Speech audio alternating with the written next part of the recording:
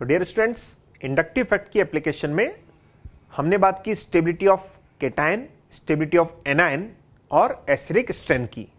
और acidic strength को हमने किससे रिलेट किया था? स्टेबिलिटी ऑफ एनायन से। आइए नेक्स्ट एप्लीकेशन पर चलते हैं। इंडक्टिव इफेक्ट की next application is basic strength.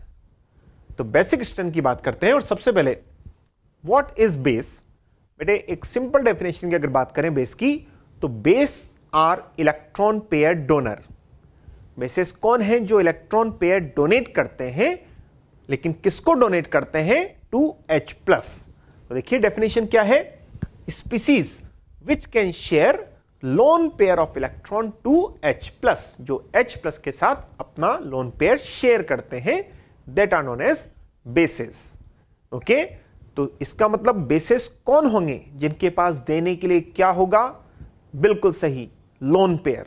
तो या तो लोन पेयर हो या नेगेटिव चार्ज हो, बिकॉज नेगेटिव चार्ज भी तो लोन पेयर ही होता है, तो वही बेस की तरह बिहेव करते हैं। और वो किसको लोन पेयर अपना शेयर करते हैं? H प्लस को शेयर करते हैं। क्लियर है? अब अगर बात की जाए बेसिक स्ट्रेंथ की, तो बच्चों बेसिक स्ट्रेंथ जिस तरह से हमने एसिडिक स्ट्रेंथ की बात की थी, बताइए एसिडिक स्ट्रेंथ और K में क्या रिलेशन था? बिल्कुल सही, डायरेक्टली प्रोपोर्शनल टू। लेकिन pKa में इनवर्सली प्रोपोर्शनल। उसी तरह से बेसिक स्ट्रेंथ के लिए इक्विलिब्रियम कांस्टेंट कौन होगा? Kb होगा। और Kb और बेसिक स्ट्रेंथ में डायरेक्टली रिलेशन, लेकिन pKb में वो Kb का इनवर्स हो जाएगा, क्योंकि नेगेटिव लॉग ऑफ Kb उसको हम pKb बोलेंगे। और अब आप बता सकते हैं कि यदि क्वेश्चन पूछा जाए बेसिक स्ट्रेंथ का और pKb के ऑर्डर का, तो वो दोनों बिल्कुल अपोजिट आंसर होंगे। फॉर एग्जाम्पल, अगर मैं यहां पर एक स्पीसीज बनाता हूं, सपोज B, और B के पास क्या है? Lone pair. क्लियर है आपको? अब अगर इसकी रिएक्शन किसी एसिड से हो, और एसिड क्या देगा बच्चों? H plus. तो बताइए H प्लस क्या है? इलेक्ट्रॉन डेफिशिएंट और रिच? बिल्कुल इलेक्ट्रॉन डेफिशिएंट। और B के पास क्या है? देने के लिए लोन पेयर। तो वो अपना लोन पेयर किसको दे सकता है? H प्लस को। और जब वो H प्लस के साथ अपना लोन पेयर शेयर करेगा, तो उनके बीच में एक कोवेलेंट बॉन्ड बनेगा। देखिए क्या बन जाएगा? P ने H को अपना इलेक्ट्रॉन दिया, तो B पर कौन सा चार्ज आ गया? पॉजिटिव, क्योंकि इसने अपना लोन पेयर H प्लस के साथ शेयर किया है। ये कौन जो अपना लोन पेयर H प्लस को दे रहा है? Yes, this is a base. और H प्लस को जब अपना लोन पेयर दिया, तो जो बनने वाली स्पीसीज है that is known as conjugate acid. जैसा कि हमने पढ़ा था एसिड के लिए।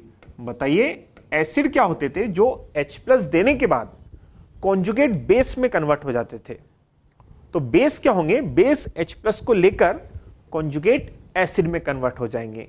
और आप मुझे बता सकते हैं, जैसे हमने बात की थी एसिडिक स्ट्रेंथ की, बताइए acidic strength directly proportional to? बिल्कुल सही, स्टेबिलिटी ऑफ कॉन्जुगेट बेस। उसी तरह से अगर बेसिक स्ट्रेंथ की बात की जाए, यस बताइए बेसिक स्ट्रेंथ किसके प्रोपोर्शनल हो जाएगी? क्योंकि यहां पर कौन बन रहा है? Conjugate acid. तो this is directly proportional to stability of conjugate acid. Clear है? कॉन्जुगेट एसिड के प्रोपोर्शनल हो जाएगी। और बताएं इस B पर कौन सा चार्ज आ रहा है? पॉजिटिव चार्ज आ रहा है। पॉजिटिव चार्ज का मतलब ये जनरली केटायन है। और आप बताइए क्या आप केटायन को, इसकी स्टेबिलिटी को आई इफेक्ट से रिलेट कर सकते हैं? बिल्कुल सही, directly proportional to plus I and inversely proportional to minus I. That is जितने ज्यादा इलेक्ट्रॉन डोनेटिंग ग्रुप जुड़ा होगा इस B के साथ, वो इसके पॉजिटिव चार्ज को स्टेबल करेगा, तो वो कॉन्जुगेट एसिड की स्टेबिलिटी को भी बढ़ाएगा। और जब कॉन्जुगेट एसिड मोर स्टेबल होगा, तो बेस की बेसिक स्ट्रेंथ भी ज्यादा हो जाएगी। तो ये बिल्कुल एसिडिक स्ट्रेंथ के जैसा है, लेकिन डिफरेंस को समझिए, वहां पर एनायन बनता था। तो स्टेबिलिटी, या हम एसिडिक स्ट्रेंथ की बात करें तो stability of anion that is minus I के प्रोपोर्शनल। यहां केटायन बनता है, तो बताइए स्टेबिलिटी प्लस आई के प्रोपोर्शनल हो जाएगी, तो बेसिक स्ट्रेंथ भी प्लस आई के प्रोपोर्शनल हो जाएगी। क्लियर है आपको? तो देखिए यहां पर मैंने क्या लिखा है? Basic strength directly proportional to ability to donate electrons. कोई ग्रुप यहां पर जितना ज्यादा इलेक्ट्रॉन डोनेट करने वाला होगा, वो बेसिक स्ट्रेंथ को बढ़ाएगा। आप इसको दोनों तरह से समझ सकते हैं। बेस कौन है? यस, जो इलेक्ट्रॉन पेयर डोनेट करते हैं। तो अगर उस बेस के साथ एक इलेक्ट्रॉन डोनेटिंग ग्रुप जुड़ा हुआ है, तो बेस की इलेक्ट्रॉन डोनेटिंग टेंडेंसी भी बढ़ जाएगी, या मैं ऐसा बोलूं कि ये जो कॉन्जुगेट एसिड बनेगा इसकी स्टेबिलिटी भी बढ़ जाएगी, because this is a cation. तो अगर इलेक्ट्रॉन डोनेटिंग ग्रुप है तो वो उसकी स्टेबिलिटी को बढ़ाएगा, तो बेसिक स्ट्रेंथ भी ज्यादा हो जाएगी। तो it is directly proportional to ability to donate electron. अब बताएं एबिलिटी टू डोनेट इलेक्ट्रॉन और ईएन में क्या रिलेशन है? बिल्कुल सही, इनवर्सली प्रोपोर्शनल। देखिए, it is inversely proportional to electronegativity. जितनी ज्यादा ईएन होगी, इलेक्ट्रॉन देने की टेंडेंसी उतनी ही कम हो जाएगी। क्लियर है? तो basic strength inversely proportional to electronegativity. और आई इफेक्ट से कैसे रिलेट कर सकते हैं? बिल्कुल सही, प्लस आई के directly proportional and minus I के इनवर्सली प्रोपोर्शनल हो जाएगा। बच्चों एक बात और याद रखें, अगर एक स्पीसीज ऐसी है जिसमें कि नेगेटिव चार्ज है और दूसरी स्पीसीज जिसमें लोन पेयर है, तो बताइए ज्यादा अच्छा बेस कौन होगा? जी हां, नेगेटिव चार्ज वाला, क्योंकि कोई भी स्पीसीज अपने ऊपर चार्ज को नहीं रखना चाहती है। तो हमेशा याद रखें, फिर चाहे लोन पेयर वाले ग्रुप पर प्लस आई ग्रुप जुड़ा हो, लेकिन ज्यादा बेसिक नेगेटिव चार्ज वाला होता है। क्लियर है? तो इन दोनों से भी पहले हम क्या बोल सकते हैं? Directly proportional to negative charge. Clear है? उसके बाद इनवर्सली प्रोपोर्शनल टू ईएन, उसके बाद प्लस आई के प्रोपोर्शनल माइनस आई के इनवर्सली प्रोपोर्शनल हो जाएगा। कर सकते हैं आप? अब बताइए, अगर एक बेस है जिसमें कि NH2 ग्रुप जुड़ा हुआ है, कोई बेस जिसमें NH2 ग्रुप है, ये क्यों लिया मैंने? बताइए, नाइट्रोजन के पास क्या है? लोन पेयर, तो ये एक बेस की तरह बिहेव कर सकता है। समझ रहे हैं? अब अगर यहां पर कोई EWG, that is electron withdrawing group, इसकी फुल फॉर्म क्या है? इलेक्ट्रॉन विड्रॉइंग ग्रुप, इस NH2 से जुड़ा हुआ है, तो आप बताइए बेसिक स्ट्रेंथ बढ़ेगी या कम हो जाएगी? बिल्कुल सही, कम हो जाएगी, क्योंकि नाइट्रोजन में लोन पेयर डेंसिटी कम हो जाएगी, और जब नाइट्रोजन के पास लोन पेयर कम हो जाएंगे तो H+ को इलेक्ट्रॉन देने की टेंडेंसी भी कम हो जाएगी। तो इसको दोबारा समझे, अगर ये इलेक्ट्रॉन विड्रॉइंग ग्रुप है जो इसकी तरफ इलेक्ट्रॉन खींच रहा है, तो बताइए क्या होगा? इस नाइट्रोजन पर इलेक्ट्रॉन डेंसिटी कम, तो एबिलिटी टू डोनेट भी कम हो जाएगा। देखें, और बेसिक स्ट्रेंथ भी कम हो जाएगी। कब? जब ये इलेक्ट्रॉन विड्रॉइंग ग्रुप है, और इलेक्ट्रॉन विड्रॉइंग ग्रुप कौन सा होता है? जी हां, माइनस आई। तो माइनस आई बेसिक स्ट्रेंथ को कम कर देता है। ठीक है? इसके ठीक अपोजिट अगर हम बात करें, एक बेस ऐसा है जिसमें NH2 से इलेक्ट्रॉन डोनेटिंग ग्रुप जुड़ा हुआ है। कौन सा group? Electron donating, EDG, electron donating group. तो क्या करेगा वो? इस नाइट्रोजन में इलेक्ट्रॉन डेंसिटी को बढ़ा देगा, और जब इलेक्ट्रॉन डेंसिटी बढ़ेगी तो इलेक्ट्रॉन डोनेट करने की टेंडेंसी भी ज्यादा हो जाएगी, और उसी को तो हम बेसिक स्ट्रेंथ बोलते हैं। देखिए, इलेक्ट्रॉन डेंसिटी ज्यादा तो एबिलिटी टू डोनेट ज्यादा, और बेसिक स्ट्रेंथ भी ज्यादा हो जाएगी। तो बेसिक स्ट्रेंथ डिपेंड करेगा कि उस बेस के साथ, उस नाइट्रोजन के साथ, उस लोन पेयर वाले एटम के साथ इलेक्ट्रॉन डोनेटिंग ग्रुप जुड़ा हुआ है या इलेक्ट्रॉन विड्रॉइंग ग्रुप जुड़ा हुआ है। क्लियर है? लेकिन याद रखें, अगर नेगेटिवली चार्ज एटम है तो उसकी बेसिक स्ट्रेंथ लोन पेयर वाले से ज्यादा होगी। क्लियर है आपको? और यहां पर एक बहुत इंपॉर्टेंट बात, जनरली फर्स्ट चेक इलेक्ट्रोनेगेटिविटी। याद रखें, आपको आई इफेक्ट से पहले क्या चेक करना है? EN। अगर EN में डिफरेंस है तो हमेशा याद रखें, जिसकी EN कम होगी उसकी बेसिक स्ट्रेंथ ज्यादा होगी। ओके? आई इफेक्ट को बाद में देखना है, पहले EN को देखना है। तो generally first check EN and then effects to compare basic strength. Clear है आपको? तो बेसिक स्ट्रेंथ का मोटा मोटा कॉन्सेप्ट यह है कि आपको पहले देखना है कि किस पर नेगेटिव चार्ज है, वही मोस्ट बेसिक। अगर नेगेटिव नहीं है, लोन पेयर वाले ग्रुप हैं, तो EN को देखना है। बताइए, EN ज्यादा तो बेसिक स्ट्रेंथ कम, और अगर लोन पेयर वाले ग्रुप में सभी एटम्स की EN सेम है तो आप आई इफेक्ट से उसको रिलेट कर सकते हैं। Directly proportional to plus I, inversely proportional to minus I, that is electron donating group के directly proportional and electron withdrawing group के इनवर्सली प्रोपोर्शनल हो जाएगी। ठीक है? इसी बात पर, इसी कॉन्सेप्ट को ध्यान में रखते हुए आइए हम आगे बढ़ते हैं और कुछ एग्जांपल्स करते हैं, कुछ क्वेश्चंस करते हैं बेसिक स्ट्रेंथ के। तैयार है सब? चलिए, फर्स्ट एग्जांपल मैंने लिखा है, यहां पर मैंने 3 कंपाउंड्स बनाए हैं और इनमें हमें बेसिक स्ट्रेंथ को कंपेयर करना है।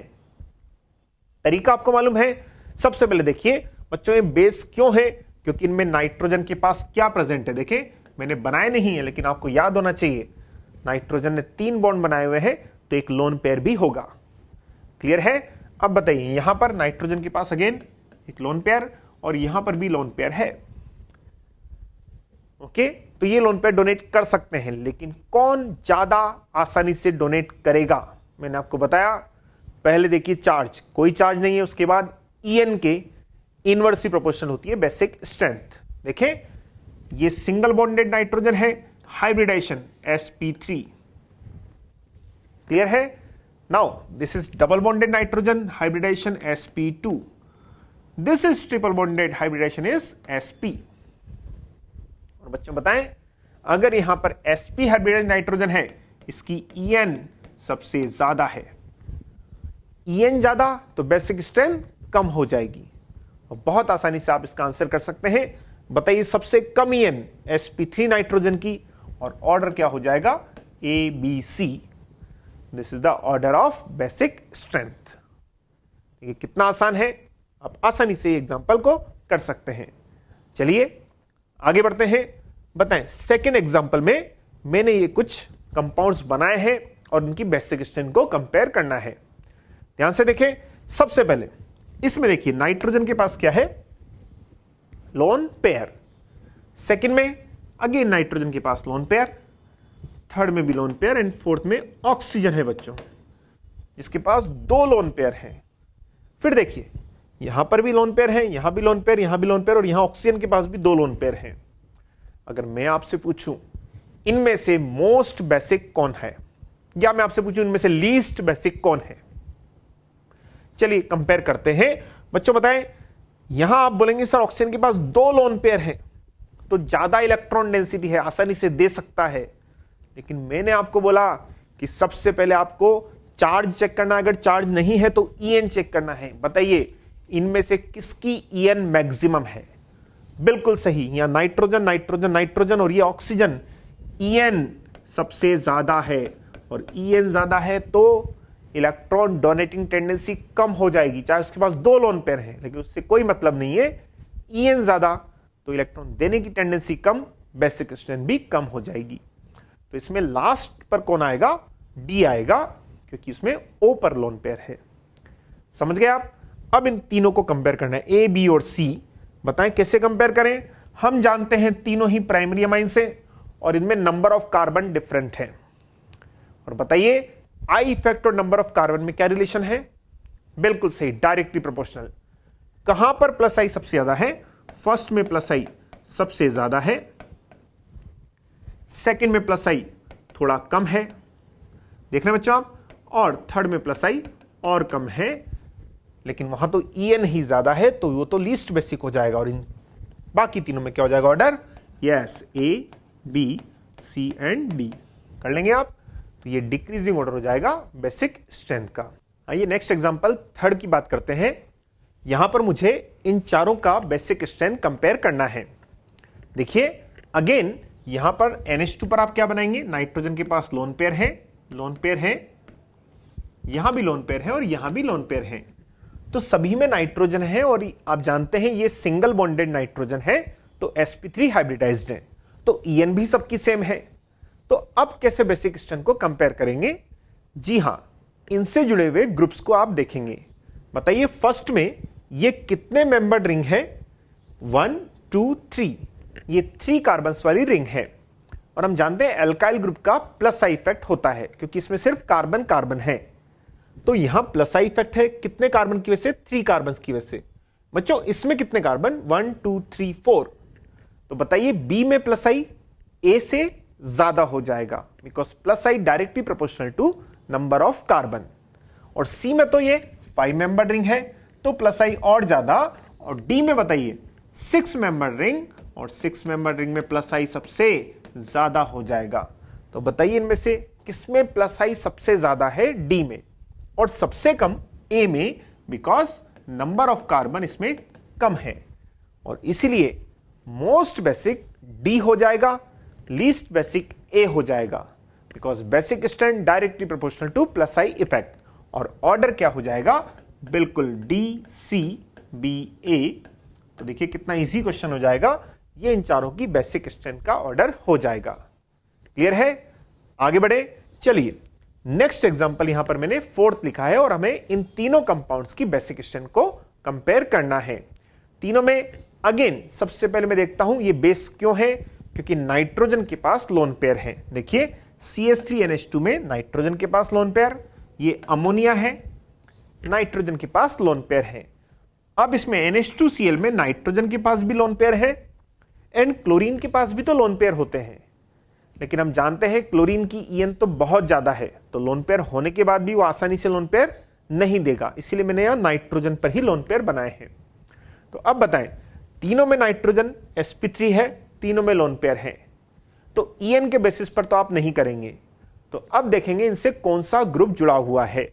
बच्चों इससे CH3 ग्रुप जुड़ा हुआ है, CH3 का कौन सा इफेक्ट, प्लस आई, CH3 का प्लस आई इफेक्ट। यहां पर NH2 और CH3 का प्लस आई, यहां पर NH3 है और हम जानते हैं हाइड्रोजन का तो आई इफेक्ट नहीं होता है। डिफरेंस समझें, यहां मिथाइल है NH2 से और यहां NH3 को आप कैसे लिख सकते हैं, NH2H। क्लियर है बच्चों? और H का तो आई इफेक्ट क्या होता है बताइए, 0 होता है। तो NH2 यहां भी है और यहां भी है, लेकिन यहां प्लस आई है और यहां इफेक्ट 0 है। बताइए इन दोनों में से कौन मोर बेसिक है, फर्स्ट, क्योंकि प्लस आई इफेक्ट बताएं बेसिक स्ट्रेंथ को बढ़ाता है। लेकिन थर्ड में अगर हम देखें यहां क्लोरीन जुड़ा हुआ है और क्लोरीन का कौन सा इफेक्ट होता है बच्चों, माइनस आई, और माइनस आई इफेक्ट तो बेसिक स्ट्रेंथ को कम कर देता है। ऑर्डर क्या हो जाएगा, बिल्कुल A, B और C ये बेसिक स्ट्रेंथ का ऑर्डर हो जाएगा, क्योंकि इसमें प्लस आई है, इसमें कोई आई इफेक्ट नहीं और यहां पर तो माइनस आई इफेक्ट लग रहा है। क्लियर है? आइए हम आगे बढ़े, नेक्स्ट एग्जांपल की तरफ चलते हैं। और नेक्स्ट एग्जांपल क्या है बच्चों, बेसिक स्ट्रेंथ का एग्जांपल नंबर 5। देखिए यहां मैंने 3 अगेन कंपाउंड्स बनाए हैं और इन तीनों में देखिए नाइट्रोजन के पास लोन पेयर, यहां भी और यहां भी। तो डिफरेंस क्या है, जो ग्रुप्स यहां पर जुड़े हुए हैं।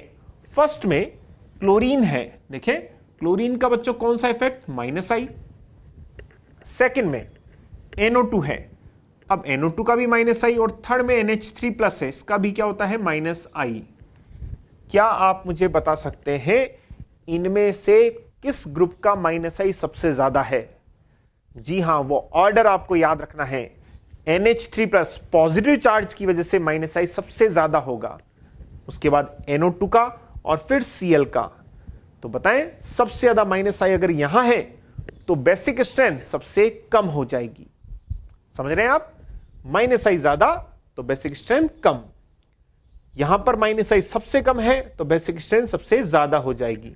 तो ऑर्डर क्या हो जाएगा, A, B एंड C, ये बेसिक स्ट्रेंथ का ऑर्डर हो जाएगा, because basic strength inversely proportional to minus I effect. Clear? आइए आगे बढ़े, सिक्स्थ एग्जांपल की हम बात करें। यहां मैंने 4 कंपाउंड्स बनाए हैं और उनकी बेसिक स्ट्रेंथ को कंपेयर करना है। देखते हैं, अगेन नाइट्रोजन के पास क्या है, लोन पेयर, यहां भी नाइट्रोजन है, लेकिन बताइए यहां कितने नाइट्रोजन है, 2 नाइट्रोजन है, तो दोनों के पास मैंने एक एक लोन पेयर बनाया। अच्छा, इस कंपाउंड में 1 नाइट्रोजन है और 2 ऑक्सीजन है। बच्चों ऑक्सीजन के पास भी क्या होता है, लोन पेयर तो होता है, और 2 लोन पेयर होते हैं ईच ऑक्सीजन के पास। और लास्ट देखिए, यहां भी लोन पेयर, यहां भी लोन पेयर। अब हमें इन चारों को बेसिक स्ट्रेंथ के लिए कंपेयर करना है।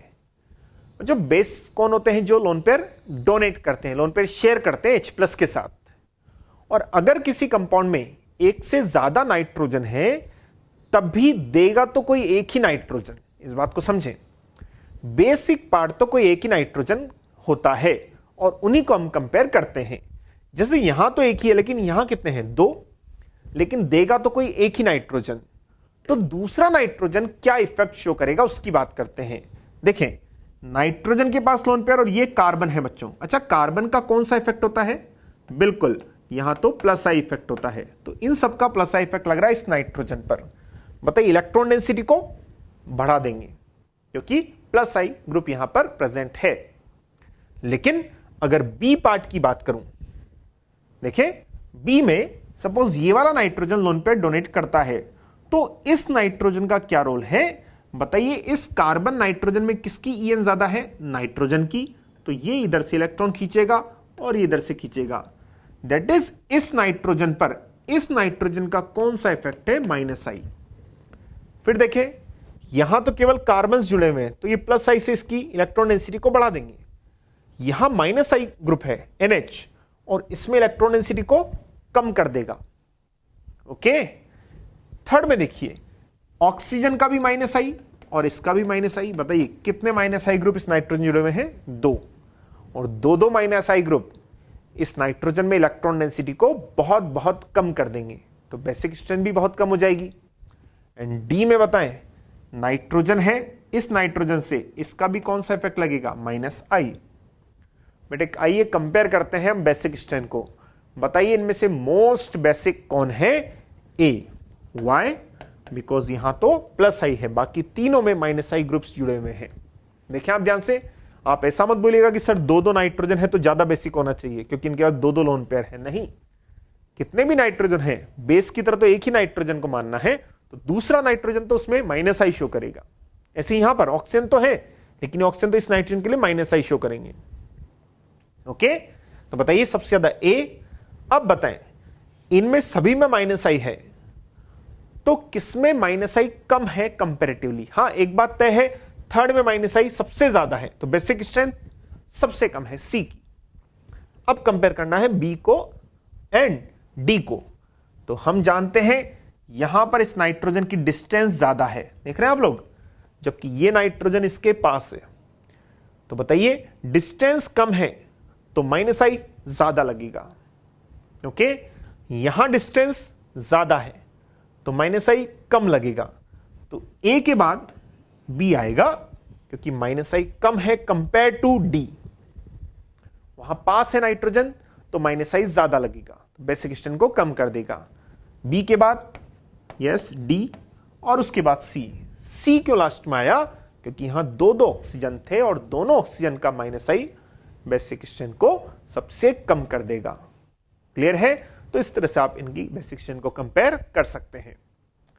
आइए हम आगे चलते हैं, एक बहुत बहुत बहुत इंपॉर्टेंट टॉपिक की बात करते हैं। बेसिक स्ट्रेंथ पे ही हम बात करना चाह रहे हैं, और क्या है वो? Basic strength of 1 degree 2 degree and 3 degree amines. बच्चों इस टॉपिक में से क्वेश्चन बहुत आने के चांसेस रहते हैं, कई बार आया हुआ भी है, तो ये बहुत इंपॉर्टेंट टॉपिक है, आपको बिल्कुल ये याद हो जाना चाहिए। 1 डिग्री 2 डिग्री 3 डिग्री अमाइंस की बेसिक स्ट्रेंथ की हम बात करने जा रहे हैं। अच्छा, उसके पहले ये तो बताएं कि 1 डिग्री अमाइन क्या होते हैं? जी हां, जब नाइट्रोजन एक ही कार्बन से डायरेक्ट जुड़ा रहता है, दैट इज हम बोल सकते हैं इसमें NH2 ग्रुप रहता है, वो 1 degree amine. 2 degree amine, yes, जब नाइट्रोजन दो कार्बन से डायरेक्टली जुड़ा रहता है, दैट इज उसमें NH ग्रुप होता है। एंड 3 डिग्री अमाइन, जब नाइट्रोजन 3 कार्बन से डायरेक्ट जुड़ा रहता है, दैट इज उसमें केवल N ग्रुप रहता है। इनको हम primary, secondary and tertiary amines भी बोलते हैं। और अब हम क्या कंपेयर करने जा रहे हैं? इनकी बेसिक स्ट्रेंथ। सबसे पहले मैंने यहां पर एक एग्जांपल लिखा है। बच्चों ये कौन है? अमोनिया। देख रहे हैं आप लोग, this is ammonia NH3, this is RNH2, NH2 group है, दिस इज 1 डिग्री अमाइन। यहां पर R और NH, देखें नाइट्रोजन दो तरफ कार्बन चेन से जुड़ा हुआ है, so this is 2 degree amine. और यहां नाइट्रोजन 3 तरफ से कार्बन चेन से जुड़ा हुआ है, so this is 3 degree amine. Okay, और ये कौन है? अमोनिया, जिसमें नाइट्रोजन के पास लोन पेयर, यहां भी लोन पेयर, यहां भी और यहां भी। और इन चारों को बेसिक स्ट्रेंथ को हम कंपेयर करने जा रहे हैं।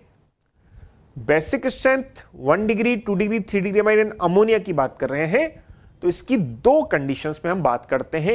एक तो गैसियस स्टेट में या नॉन पोलर सॉल्वेंट में, और दूसरा एक्वस मीडियम में या वाटर में। तो पहला हम कंपैरिजन करने जा रहे हैं किसमें? इन गैसियस फेज और नॉन पोलर सॉल्वेंट। ठीक है, अगर इसमें आपको बेसिक स्ट्रेंथ देना हो इन चारों का, बच्चों बताएं ये क्या है? Again nitrogen attached with 3R, this is 3 degree, 2R 2 degree, 1R 1 degree, और ये अमोनिया है। इन चारों की बेसिक स्ट्रेंथ को कंपेयर करना है। कैसे कंपेयर करेंगे? बहुत आसान है, आपको मालूम है इन सभी में नाइट्रोजन sp3 नाइट्रोजन है, तो En का फैक्टर तो नहीं आएगा, I इफेक्ट आएगा। बताइए इनमें से किस में प्लस I इफेक्ट सबसे ज्यादा लग रहा है? बिल्कुल 3 डिग्री अमाइन में देखिए R का प्लस I होता है, वो नाइट्रोजन में इलेक्ट्रॉन डेंसिटी को बढ़ा देगा। ये भी प्लस I, ये भी प्लस I और ये भी प्लस I। बताइए इसको कितनी तरफ से इलेक्ट्रॉन मिलेंगे? 3 तरफ से। और 3 एल्काइल ग्रुप इस नाइट्रोजन में इलेक्ट्रॉन डेंसिटी को बहुत ज्यादा बढ़ा देते हैं। ओके, तो बताइए यहां इलेक्ट्रॉन डेंसिटी बहुत ज्यादा हो जाएगी। इसमें कितने अल्काइल ग्रुप हैं? 2 अल्काइल ग्रुप्स, तो यहां पर 2 तरफ से प्लस I लगेगा और यहां केवल 1 तरफ से प्लस I लगेगा। लेकिन अमोनिया में तो देयर इज, बोलिए क्या कोई I इफेक्ट है या नहीं है? नो, बिकॉज हाइड्रोजन का तो कोई I इफेक्ट नहीं होता है। बताएं इसमें लीस्ट बेसिक कौन है? अमोनिया, बिकॉज इसमें कोई I इफेक्ट नहीं है। और सबसे ज्यादा basic 3 degree amine, plus I effect बहुत ज्यादा है, उसके बाद 2 डिग्री अमाइन और 1 डिग्री अमाइन और लास्ट में अमोनिया। तो बच्चों ये ऑर्डर हो जाएगा किसका? बेसिक स्ट्रेंथ का, 3 degree, 2 degree, 1 degree and ammonia. लेकिन ये ऑर्डर कब है? ये ऑर्डर है जब आप गैसियस फेज में लेते हैं या नॉन पोलर सॉल्वेंट में इसको कंसीडर करते हैं, तो ये ऑर्डर होगा। केवल प्लस I इफेक्ट के बेसिस पर आप इसको एक्सप्लेन कर सकते हैं। ओके, आइए आगे बढ़े। और दूसरा जो और ज्यादा इंपॉर्टेंट ऑर्डर है, किस स्टेट में? एक्वस फेज में। देखें, in aqueous phase, that is in water, following factors affect basic strength. बेटे देखिए ये जो ऑर्डर था ये किस में है? गैसियस में या नॉन पोलर में। लेकिन अगर एक पोलर सॉल्वेंट लाइक वाटर लिया जाए तो बेसिक स्ट्रेंथ का ऑर्डर ये नहीं होगा।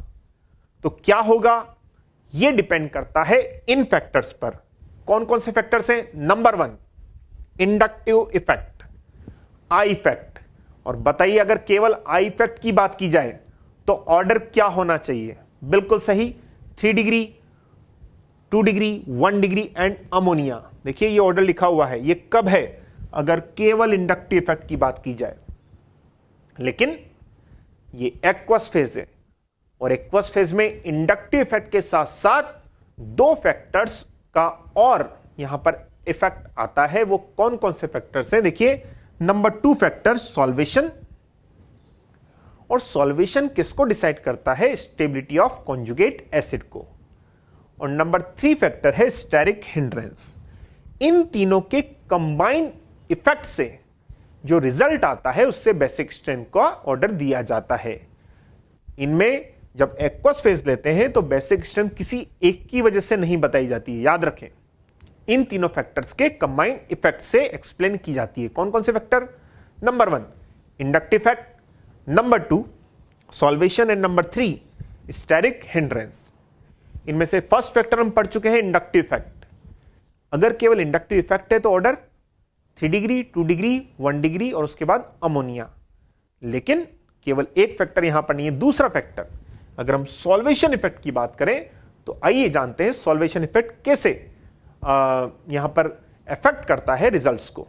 देखें, सॉल्वेशन की बात करें और सॉल्वेशन किसको इफेक्ट करता है? स्टेबिलिटी ऑफ कॉन्जुगेट एसिड को। बच्चों मैंने आपको बताया था basic strength directly proportional to stability of conjugate acid. और कॉन्जुगेट एसिड कैसे बनता है बेस का? जब बेस H+ को एक्सेप्ट करता है। सपोज यहां पर ये जो कॉन्जुगेट एसिड बना होगा ये कैसे बना होगा बताएं? जी हां, अगर RnR, देखें R ये कितने डिग्री अमाइन है? 3 डिग्री। अगर ये H+ को एक्सेप्ट करेगा, ठीक है, तो देखिए यहां पर H+ आ जाएगा और N पर कौन सा चार्ज आएगा? पॉजिटिव। तो ये वाला बन जाएगा कॉन्जुगेट बेस। क्लियर है आपको? देखिए RnRR और इसने अपना लोन पेयर किसको दिया? H+ को दिया, तो ये वाला कॉन्जुगेट बेस बन जाएगा। ओके, अब देखें ये एक्वस मीडियम है और वाटर क्या कर सकता है? Hydrogen bonding. बताइए इस कॉन्जुगेट बेस में कितने हाइड्रोजन है हाइड्रोजन बॉन्डिंग करने के लिए? जी हां, केवल एक एसिडिक हाइड्रोजन है जो ये वाला है। तो वाटर इसके साथ हाइड्रोजन बॉन्डिंग कर लेगा। समझ रहे हैं आप? अब बताएं, अगर ये 2 डिग्री अमाइन होता, कितने डिग्री बच्चों? 2 डिग्री अमाइन, तो क्या होता? 2 डिग्री अमाइन को हम कैसे लिखते हैं? आर एन, बताएं, आर और यहां पर एच और लोन पेयर। अब क्या होता अगर ये अपना लोन पेयर किसी H प्लस को दे देता? तो ये बन जाता, क्योंकि इसने अपना लोन पेयर H प्लस को दिया तो N पर पॉजिटिव आ जाता। देखें, बताइए, इसमें एक हाइड्रोजन तो पहले से है और एक और आ जाएगा। कितने हाइड्रोजन हो गए? 2। तो ये कितने वाटर मॉलिक्यूल के साथ हाइड्रोजन बॉन्डिंग करेगा, या इसका सॉल्वेशन कितने वाटर मॉलिक्यूल के साथ होगा? 2 के साथ। देखिए, एक वाटर मॉलिक्यूल इधर और एक वाटर मॉलिक्यूल इधर, दो वाटर मॉलिक्यूल ने इस कॉन्जुगेट एसिड का सॉल्वेशन किया है। दिस इज कॉन्जुगेट एसिड, क्योंकि H प्लस लोन पेयर देकर ही बना है। यह भी कॉन्जुगेट एसिड है। लेकिन अगर ये प्राइमरी अमाइन होता RnH2, देखिए किससे बना है? RnH2 से। बताइए, RnH2 that is primary amine, इसमें ऑलरेडी कितने हाइड्रोजन है? 2। और अगर ये अपना ये लोन पेयर भी डोनेट कर देता तो इससे ये वाला बन जाता। बताएं, यहां लोन पेयर इसने डोनेट किया तो H प्लस को डोनेट किया तो एक और H आ जाएगा। देखें, RnH और ये H आ गया, और यहां पर कौन सा चार्ज? पॉजिटिव। बताइए, ये कितने डिग्री अमाइन का कॉन्जुगेट एसिड है? जी हां, 1 डिग्री अमाइन का कॉन्जुगेट एसिड है। So this is 3 degree amine, this is 2 degree and this is 1 degree amine, और इसका एक कॉन्जुगेट एसिड है। अब देखिए, यहां पर कितने हाइड्रोजन है हाइड्रोजन बॉन्डिंग के लिए? 3। तो यहां पर सॉल्वेशन 3 वाटर मॉलिक्यूल से होगा। लेकिन अगर अमोनिया की बात की जाए, अमोनिया में ऑलरेडी 3 हाइड्रोजन है, NH3, और जब वो H प्लस लेगा, जब वो अपना लोन पेयर H प्लस को देगा, तो वहां चौथा हाइड्रोजन भी आ जाएगा। और बताइए, N पर पॉजिटिव और 4 हाइड्रोजन, कितने वाटर मॉलिक्यूल के साथ ये हाइड्रोजन बॉन्डिंग करेगा? 4। क्लियर है आपको? और अब बताएं मुझे, इनमें से मैक्सिमम सॉल्वेशन किसका हुआ है? अमोनिया के कॉन्जुगेट एसिड का। और जितना ज्यादा कॉन्जुगेट एसिड का सॉल्वेशन होता है, उसकी स्टेबिलिटी या केटाइन की स्टेबिलिटी उतनी ही ज्यादा होती है। और जितना ज्यादा कॉन्जुगेट एसिड की स्टेबिलिटी, बेसिक स्ट्रेंथ भी उतनी ही ज्यादा। तो अगर केवल सॉल्वेशन इफेक्ट को कंसीडर किया जाए बच्चों, तो बेसिक स्ट्रेंथ का ऑर्डर क्या आना चाहिए? सबसे पहले अमोनिया आ जानी चाहिए, क्योंकि वहां कॉन्जुगेट एसिड में सॉल्वेशन मैक्सिमम हो रहा है।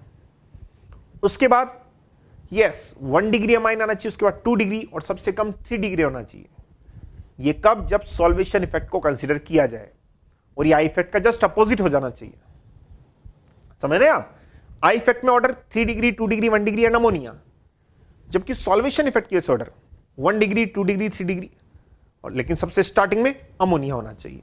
तो बताइए, यहां मैंने लिखा हुआ है more solvation, more stable conjugate acid and more stronger the base. Okay, बताइए, सबसे ज्यादा सॉल्वेशन अमोनिया का हुआ है, तो वो बेसिक स्ट्रेंथ भी सबसे ज्यादा। उसके बाद प्राइमरी अमाइन का हुआ है 1 डिग्री का, उसके बाद 2 डिग्री, और सबसे कम सॉल्वेशन 3 डिग्री का, तो वो लास्ट में आना चाहिए। ये बच्चों कब? सॉल्वेशन इफेक्ट की वजह से, क्योंकि ये एक्वस मीडियम में आप कंपेयर कर रहे हैं, तो ये ऑर्डर हो जाना चाहिए। लेकिन जैसा मैंने बोला, एक्वस मीडियम में बेसिक स्ट्रेंथ किसी एक फैक्टर का रिजल्ट नहीं होता है। आई इफेक्ट की वजह से अमोनिया सबसे लास्ट में आ रहा था, सॉल्वेशन की वजह से अमोनिया सबसे पहले आ रहा है। तो एक और फैक्टर होता है स्टेरिक हिंड्रेंस। ठीक है बच्चों? तो नेक्स्ट फैक्टर स्टेरिक हिंड्रेंस, और जितना ज्यादा स्टेरिक हिंड्रेंस होता है, सॉल्वेशन उतना ही कम हो जाता है। किसका सॉल्वेशन? यस, जो कॉन्जुगेट एसिड बनते हैं उनका सॉल्वेशन उतना ही कम हो जाता है अगर हिंड्रेंस ज्यादा होगा। बच्चों, हिंड्रेंस किसका? इन आर ग्रुप का। समझे आप? इन आर ग्रुप का हिंड्रेंस। तो यहां पर केवल 2 बातें आपको याद रखनी है कि आर की वैल्यू अगर मिथाइल हो तो क्या होता है, और इथाइल हो तो क्या होता है। ध्यान से देखें, आर की वैल्यू अगर मिथाइल है और आर की वैल्यू इथाइल है, बताइए इनमें से हिंड्रेंस किसमें ज्यादा है? जी हां, इथाइल में, क्योंकि इथाइल ज्यादा बल्की ग्रुप है। मिथाइल में हिंड्रेंस कम है, और अगर हिंड्रेंस कम है इन केस ऑफ मिथाइल, तो सॉल्वेशन बढ़ जाएगा। और जब सॉल्वेशन बढ़ जाएगा बच्चों, तो जो ज्यादा डोमिनेटिंग फैक्टर हो जाएगा वो सॉल्वेशन हो जाएगा। किससे? इंडक्टिव इफेक्ट से डोमिनेटिंग सॉल्वेशन हो जाएगा। लेकिन अगर R की वैल्यू इथाइल है तो स्टेरिक हिंड्रेंस बहुत ज्यादा बढ़ गया, तो सॉल्वेशन कम हो जाएगा, और सॉल्वेशन कम हो गया तो इंडक्टिव इफेक्ट डोमिनेटिंग इफेक्ट हो जाएगा। और यही बात ध्यान रखते हुए ऑर्डर क्या दिया जाता है, सुने। R की वैल्यू अगर मिथाइल है तो 2 डिग्री सबसे पहले आ जाता है। आप बोलेंगे कैसे आया सर? मैं वही बता रहा हूं आपको कि ये कंबाइंड इफेक्ट से आता है। हां, एक बात तो क्लियर है कि अगर मिथाइल है तो बताइए जो डोमिनेटिंग फैक्टर है वो, यस, अगर मिथाइल है तो स्टेरिक हिंड्रेंस कम है तो सॉल्वेशन आसानी से होगा, तो solvation is greater than inductive. Clear है? और इसलिए यहां पर ऑर्डर क्या हो जाएगा, 2 डिग्री 1 डिग्री। देखिए 2 डिग्री तो दोनों में ही पहले ही आएगा, लेकिन 1 डिग्री यहां पहले क्यों आया? क्योंकि सॉल्वेशन इफेक्ट डोमिनेटिंग हो गया है, 3 डिग्री से पहले आ जाएगा। लेकिन अगर R की वैल्यू इथाइल है तो 2 डिग्री तो अभी भी पहले ही आएगा, लेकिन 3 डिग्री 1 डिग्री के पहले आएगा, बिकॉज यहां सॉल्वेशन बहुत कम हो गया तो इंडक्टिव इफेक्ट डोमिनेटिंग हो जाएगा। और इंडक्टिव किस में लगता है? 3 डिग्री में ज्यादा लगता है। क्या आप समझ रहे हैं इस बात को? तो बस आपको जो पूरा मैंने आपको समझाया उसका रिजल्ट ये है कि आपको 2 फोन नंबर याद रखने हैं। क्या क्या फोन नंबर है? देखिए, एक फोन नंबर है ये वाला 2130, समझे? 2130, this is 2 degree, this is 1 degree, this is 3 degree, this is ammonia. 0 का मतलब अमोनिया। ये कब है बच्चों? जब R की वैल्यू क्या हो? मिथाइल हो, याद रखें। और R की वैल्यू अगर यहां पर इथाइल हो तो फिर आपको क्या फोन नंबर याद रखना है? 2, 3, 1 एंड 0। अमोनिया तो लास्ट में आएगा एंड 2 डिग्री पहले ही आएगा। कहां पर डिफरेंस आ रहा है? यहां 1 पहले आ रहा है 3 के जब मिथाइल है, और जब इथाइल है तो 3 पहले आ रहा है 1 के। ठीक है, तो 2 बहुत इंपॉर्टेंट नंबर है, 2130 एंड 2310। ओके, यहां से क्वेश्चन डायरेक्ट आते हैं कि which of the following compound is most basic in aqueous medium. तो मोस्ट बेसिक एक्वस मीडियम में डायरेक्ट आप क्या लिखेंगे? 2 डिग्री ही मोस्ट बेसिक होगा, चाहे R की वैल्यू मिथाइल हो चाहे वो इथाइल हो। क्लियर है? लेकिन कभी कभी ऐसा भी हो सकता है कि आपको लिखा ही नहीं जाए कि सॉल्वेंट मतलब फेस क्या है, वो एक्वस है या वो गैसियस है। तो बेटे उस कंडीशन में आपको याद रखना है कि आप एक्वस मीडियम मानकर आंसर लिखेंगे। ठीक है, तो देखिए यहां मैंने लिखा हुआ है if nothing mention then consider aqueous phase. अगर कुछ भी मेंशन नहीं तो आपको एक्वस फेस को ही कंसीडर करना है। समझ गए आप? तो यहां पर इजीली आप बता सकते हैं ये कब है, जब मेंशन ना हो तो एक्वस फेस को कंसीडर करना है। लेकिन अगर प्योरली लिखा जाए कि गैसियस स्टेट में, तब तो बहुत आसान, 3 डिग्री 2 डिग्री 1 डिग्री और लास्ट में अमोनिया, केवल आई इफेक्ट के बेसिस पर। लेकिन एक्वस फेज में ही ये 2 इफेक्ट आते हैं, कौन कौन से? Solvation and inductive. और जब 2 डिग्री तय हो जाता है तो 1 डिग्री और 3 डिग्री में स्टेरिक हिंड्रेंस का रोल आ जाता है, और ये डिपेंड करता है R की वैल्यू क्या है, मिथाइल और इथाइल। क्लियर है? तो ये 2 बहुत इंपॉर्टेंट बातें, 2130 एंड 2310। ओके।